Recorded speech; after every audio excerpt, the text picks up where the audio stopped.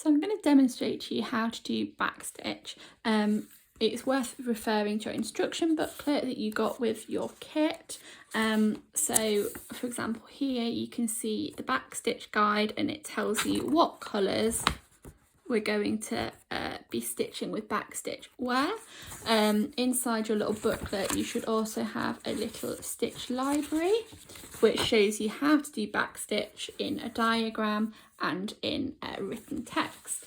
But I thought I would demonstrate it to you via video as well, just to help you get a more visual and more thorough explanation if you feel like that would help you.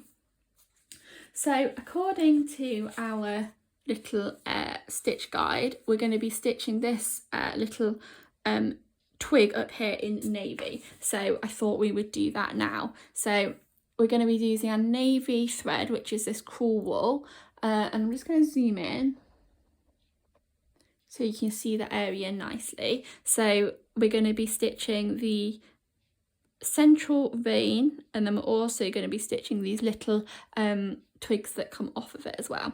So backstitch is one of simplest stitches in embroidery, so I hope you enjoy learning it. So this is the line, this is the beginning of the line we're going to be stitching. We don't want to come up right at the beginning of the line, we want to leave a little gap of maybe ½ centimetre. It's up to you how long you do your stitches, but I would suggest trying to keep them quite consistent. So we've come up through the fabric on that printed line. We're then going to go back on ourselves and put our needle down through the fabric where that line began.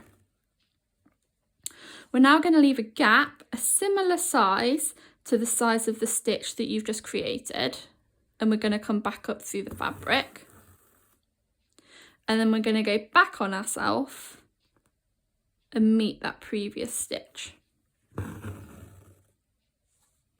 And again, we're going to leave a gap a similar size, come up through the fabric, insert the needle back where that previous stitch was, and pull the thread through. So we're creating lots of little stitches that come up and go back on themselves.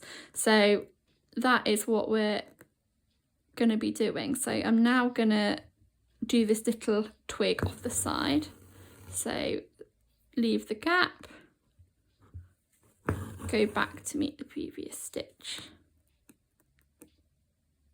leave the gap, go back to meet the previous stitch. And that is as simple as it gets.